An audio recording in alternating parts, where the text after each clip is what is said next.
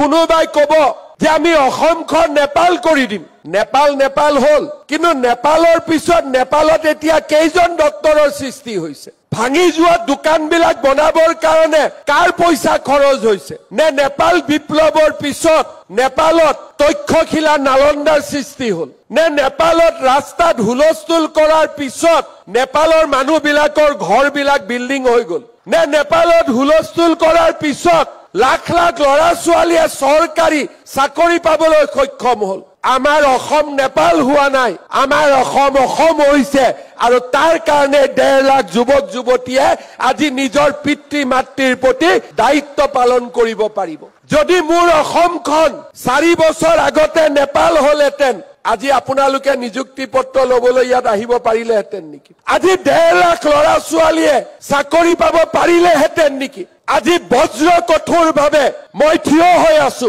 যে মোৰ জীৱন কালত মই অসমক নেপাল হ'ব নিদিও আৰু তাৰ কাৰণে আজি 1.5 লাখ লৰা ছোৱালীক আমি চাকৰি দিব পাৰিছো যিসকলে গুৱাহাটীত বহি অসমক নেপাল কৰাৰ সপোন দেখাই তেওঁলোকক মই বুঢ়া আঙুলি দেখুৱাই কওঁ অসমক আপোনালোকে নেপাল কৰিব নোৱাৰিব যেতিয়ালৈকে হিমন্ত বিশ্ব শৰ্মা জীয়াই আছে আমি অসমক অসম কৰিম এইবাৰ 1.5 লাখ লৰাক চাকৰি দিছো অহাবাৰ 3 লাখ লৰা ছোৱালীক আমি চাকৰি দিম আমি অসমক অসম কৰিম এইবাৰ 1.5 লাখ পিতৃ মাতৃয়ে হাঁহিছে অহাবাৰ মোৰ অসমত 3 লাখ পিতৃ মাতৃয়ে হাঁহিব সেইখন অসম নিৰ্মাণৰ বাবে নিজক আমি উৎসৰ্গা কৰিম যিসকলে অসমক নেপালৰ ফালে চাব যায় মই তেওঁলোকক কম অসমে নেপালৰ ফালে নাচাই অসমে কামাখ্যাৰ ফালে চাব শংকৰদেৱৰ ফালে চাব পোৱামক্কাৰ ফালে চাব লাচিত বৰফুকনৰ ফালে চাব